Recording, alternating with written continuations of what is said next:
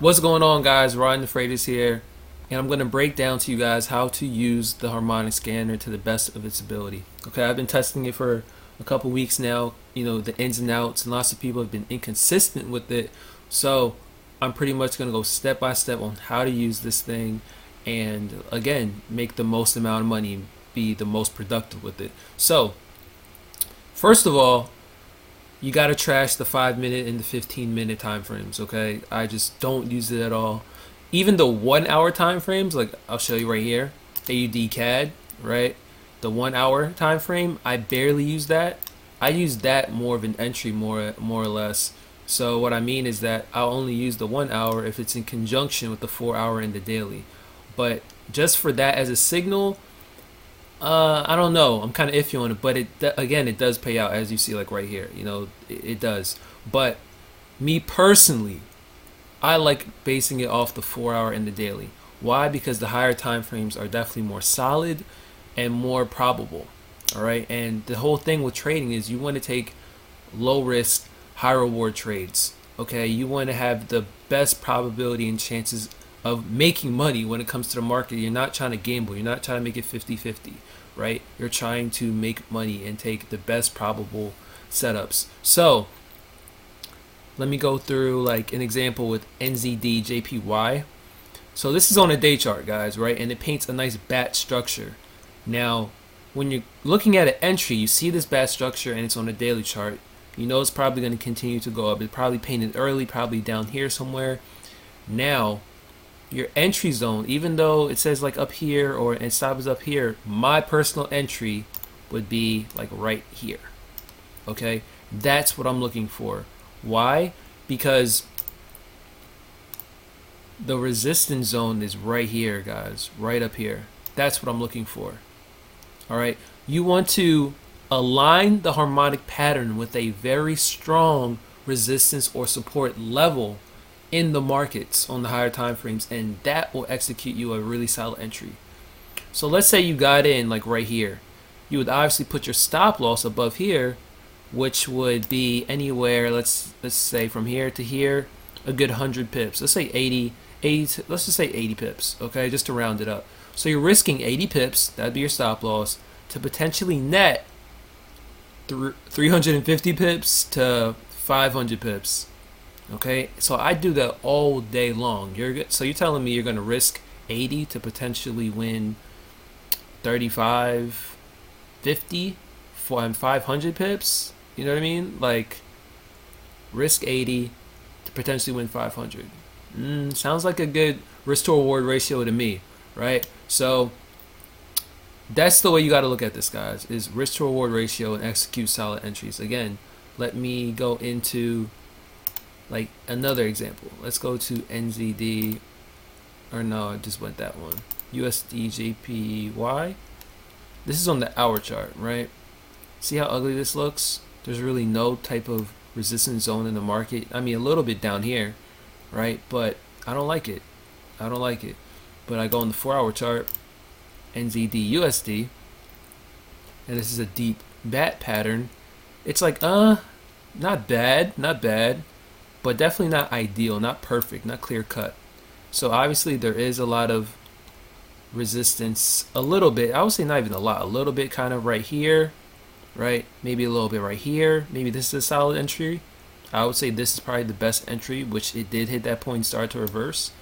You zoom in a little bit, see right there. So if you would have caught that up there, let's just say you got in a little late down here, you would have banked at least 100 good pips, okay? So even though this isn't the most ideal setup, you still would have made money. Now again, when you're using harmonic patterns, you have to also make your own analysis on the market. You have to use it in conjunction with your own analysis. You don't just take a trade because the harmonic painted, all right? Or you don't just hit a sell because, oh my god, it's extended and hit the resistance line, I'm going to make a sell. No, you have to also make sure that's in line with your own basic market analysis. All right, guys? So you can't forget this. This is a tool and resource to help you with your confirmation, with your entries, everything. But don't just base your trade solely off of this. But it is an enhancer. Okay? So this isn't too good example. That's like a mediocre trade. So let me go to, let's try this one, AUD CAD, right? So again, I had this line that I drew, all right, and here's the entry up here somewhere. Now this would be the best possible entry, okay? This one right here. Why? Because it's aligned with this resistance zone right here. Look, right there, right there. That's where you want to buy or sell. I'm sorry, right? So as I drew, right, I drew this line.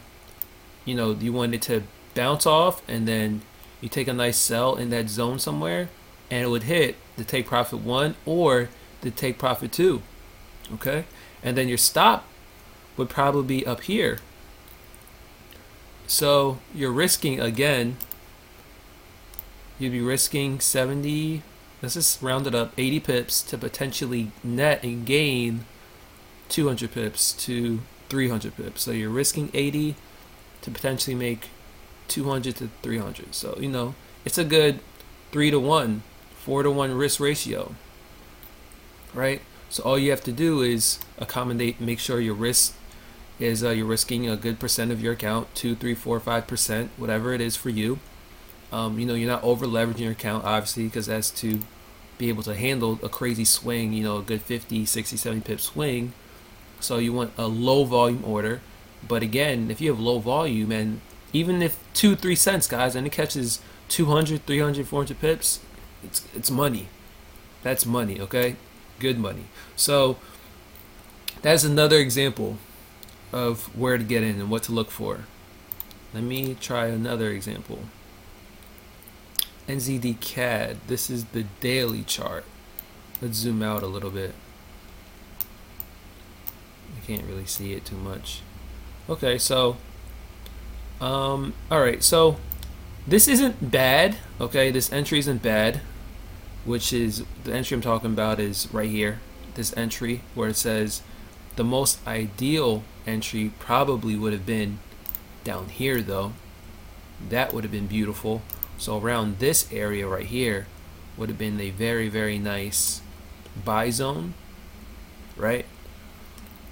Because again, you want to look for that strong resistance or support area, but this actually isn't bad at all, given because of the support zone right here, and then it came back. You know, the harmonic painted. If you would have probably looked at the 15-minute chart for a nice solid entry, you probably could have looked at it and seen something possibly. So I'm just giving you guys examples of what could happen. Okay. What else? What's a good example? Let me go to another one. So this is AUD NZD. This is perfect right here. This is like perfect. Okay, this is perfect because once it completed the pattern, you have this resistance zone down here, right? Right? That is what you're looking for. And then your stop would probably be somewhere up here. I mean, it says it up there, but mine would probably be more like up here. No, more up here somewhere. Depending, you know, to this next resistance zone. So that would be like from here to here is a good 200 pip swing. So you got to remember, if that's a 200 pip swing, you got to do a very, very small order. So this is, but it's a 200 pip swing to possibly net 36 or 350 to 400 to even 600, 700 pips as you see it dropping. So if you would have caught it early, maybe on the first dip from here to here, boom, you would have net 400 pips. You know what I mean? Or from here to here, another 400. So you could have just got in and got out. You don't have to hold, kept holding it. Right? Even if you would have got in up here, from here to here, it's good 300 pips. Right? Or here to here, boom, 300 pips. You know what I mean? 400 pips. So you don't have to continuously hold, you know, forever. But that's what you would look for. That is the ideal setup that you would look for. Again, this is a nice setup right here. This is beautiful because you have this strong resistance zone. It hits it, boom. And also you look at your own market analysis for this trade. This is AUDJPY, and then boom, you know, you'd be money. You'd be money. You like, you know, just your stop will probably be up here to that next resistance zone. You measure that. That's a good 200 pip swing to potentially make 500 to 900. So a good 2 to 3 to 1 risk to reward ratio. And that's all we're cared about. We don't care about how many pips we're risking. We're worried about how many pips can we potentially make off this. That's what you always want to worry about. So again, guys, I'll go in depth with, you know, all the extra stuff, but this is how to mainly use the scanner. And the way I've been using it, I see honestly the best way to use it. The best way to use it is to control it. Be patient. Don't rush it just because it paints, because you also got to remember it takes time. Definitely takes a lot of time for it to hit that zone, especially if you're on the 4-hour or daily. It's going to take time for it to hit those zones. Okay, so just don't rush it. Okay, take your time and make sure that you have your own analysis and that it hits those zones. Okay, so that's all, guys, pretty much. You know, I don't know what else to say here. But yeah, like I said, okay, there you go. My computer is freezing on me. But yeah, like I said, guys, any more questions, anything, just hit me up. Make sure to like, subscribe to the YouTube page, so once I make more videos, you're alerted and you can see it firsthand. So again, guys, take care. Peace.